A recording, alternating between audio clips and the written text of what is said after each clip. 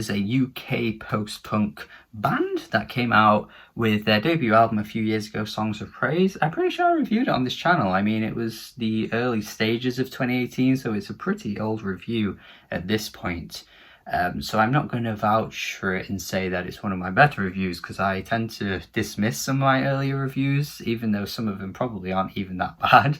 But I don't know why, I'm just a bit negative about those ones. So yeah, maybe you should go check that review out and see if it does hold up, because I'm probably gonna say it doesn't. It was back when my rating system was a bit all over the place, but now I'm more confident with my reviews and my score system and stuff like that. So that review could be a bit shaky. But one thing I do remember about that album was that it was a pretty good album. They just didn't really strike me that much with what they were going for. They certainly were giving me, you know, a more enjoyable time than some other UK rock bands at the moment. I feel like the rock scene in the UK has become incredibly derivative, and a lot of bands are really churning out like standard stuff that almost sounds like they're all copying each other a little bit. To completely dismiss all stuff coming out of the UK in the rock scene, I'm not trying to do that. I just think some of it that I've heard,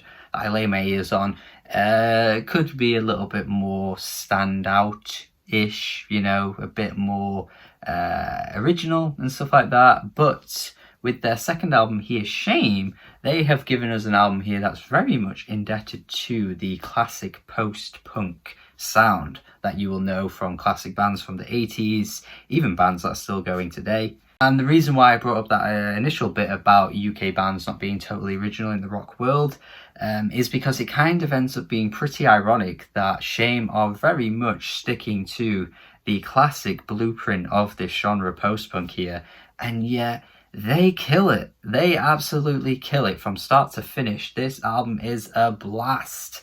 So it really goes to show that you do not need to give listeners the most unique, fresh thing in the world when you can just put out a pretty good killer album here, because my god, this is good. Firstly, I just want to say that it's a lot of fun. Like, I just have a lot of fun with these tracks. The first track just being explosive and energetic and just ferocious as it is. They really kick out, they really blast through the gates with that opening track. They really kick everyone out of the way with this one. It's just such a fiery rock track that reminds me of like what Idols were doing on their first couple of albums, like the best aspects of Idols. It's just a shame their most recent one didn't really do it for me. But this totally does it for me. I mean, the really like rough vocals that kick things off in such a good way. And then, you know, tracks following this don't really go in this direction, so there's a bit of diversity instantaneously from what they're doing. I mean, the guitar playing is incredibly playful at points. There's that that pops up in some of the tracks. It's just so danceable, groovy. It kind of reminds me of some, like, you know, mid-2000s dance punk type stuff, but of course it's kind of clouded in the sort of claustrophobic feel that a lot of the instrumentals give off on this album. There's like the herky-jerky attitude from the vocalist, but he also gives a pretty commanding delivery too, similar to someone like the frontman of Proto Martyr, who are an American post-punk band and are doing pretty similar things at the moment. So I feel like there's a crossover appeal for bands like that, and also Shame. I just really like how he can deliver some really expressive vocal performances and really catchy choruses. You know, the "it goes on and on and on" refrain that he comes out with is really, really killer on, I think it's the second track, Nigel Hitter. It's super memorable, despite the fact that, yes, you've probably heard bands in the past do this kind of thing. Gang of Four, XTC, loads of other bands from the 80s and late 70s, as well as modern bands too. It's just the way that they're delivering it. I think that's what I tend to like about this kind of stuff. If you can give me very memorable tracks that are really great to listen to, then I don't really care if I've heard this kind of stuff before. And it's not like the band isn't super talented as well. I mean, listen to the track Snow Day and don't, you know, can you really not tell me that that progression towards the end isn't killer as hell, and everything just kind of mushes together and there's this like cacophony of sound. It's really fantastic. It's great before that as well, so this could easily be my favorite track, and then of course it just kind of disperses off off in a really odd direction towards the end. It's really fantastic. Most of these tracks have pretty anthemic choruses as well, like Water in the Well. I love this track. When it hits that super anthemic chorus, it is great. The track also at points reminds me a little bit of like Interpol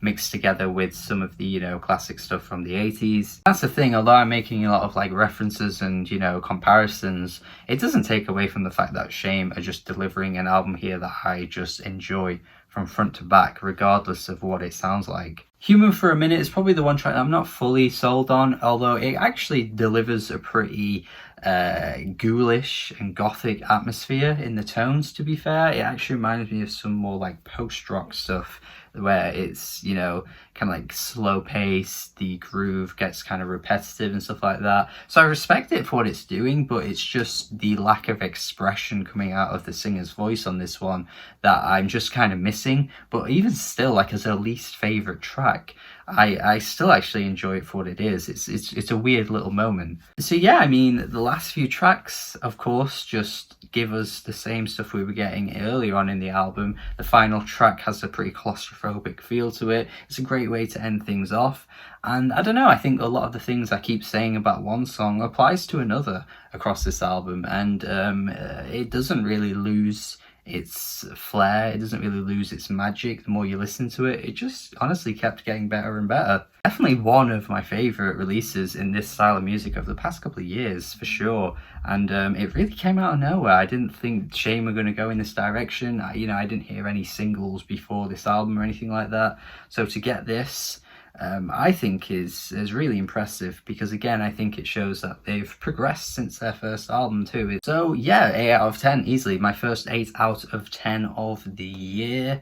And I'm really happy with what they delivered here. I think it's a great listen. I think any fan of this style of music would definitely at least get something out of this album, even if, you know, you might not like it as much as me. But I implore you to listen to it. I think you could get a lot out of this, and I hope you do. Let me know in the comments what you think of this album here.